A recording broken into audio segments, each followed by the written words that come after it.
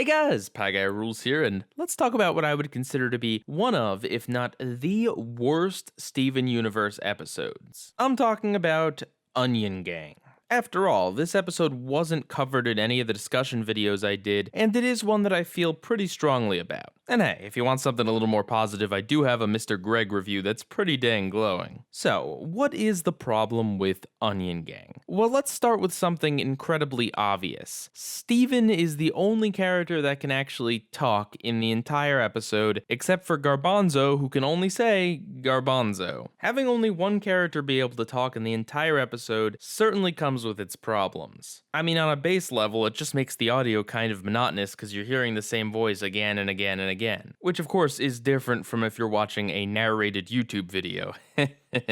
Because the real problem is that Steven is stuck narrating everything and kind of guessing at what other characters are feeling and thinking. What is more powerful and interesting? Me sitting here telling you this episode sucks, or me sitting here silent while some other guy says, "Oh, I get it. You think that this episode sucks." It also doesn't help that outside of Steven and Onion, all the other characters in the episode are characters that only appear in this episode. And since they can't really talk, and they're presented in group form, each one of these characters doesn't really have much of a personality. Sure, if you read really closely between the lines at their actions, maybe you could tell me one or two things about individual characters in Onion's gang, but none of them leave a strong impression because they don't really have much of a personality, in part because they can't talk. Let's move on to another issue though. Steven is uncharacteristically stupid in this episode. Now, Steven isn't a genius by any stretch of the imagination, but a 14-year-old boy with magical powers who has fought other magical crystal aliens should not fall for or be afraid of little children in paper plate masks. Now, you might be thinking, well, okay, Steven wasn't actually afraid, he was just playing along to humor these kids. But no, at a few points in the episode, Steven is genuinely concerned when it's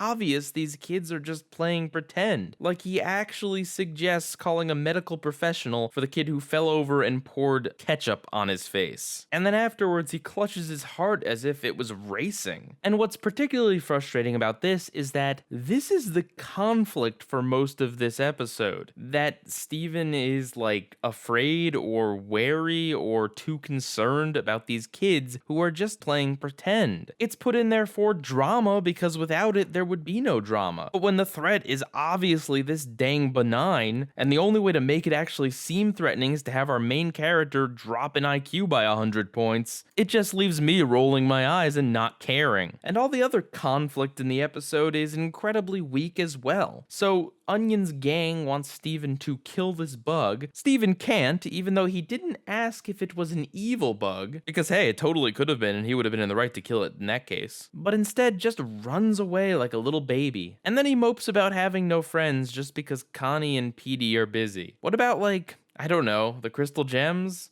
Your dad? The teenage friends you hang out with? Like, Steven is friends with virtually everyone in Beach City, and this episode is trying to play up the drama of, oh no, Steven has no friends. It's so forced just to have a quote-unquote dramatic climax to the episode. And the last problem with this is that for this very, very slice-of-life-y episode to really work, it has to be charming. You have to care about Onion, and although Onion is certainly an interesting character, and Onion Friend definitely went a long way in making him at least somewhat sympathetic, he is not really cute or charming or likable enough to pull off this story. Honestly, I don't care if Onion has friends. The dude almost killed everyone with a replicator wand, and the character is definitely more mysterious than anything else, and actually, I think this episode kind of takes away from some of the fun and mystery of Onion's character, while at the same time not really giving us any insight into it at all either. We still don't know why Onion does the things that he does, but at the same time, the more screen time he gets, the less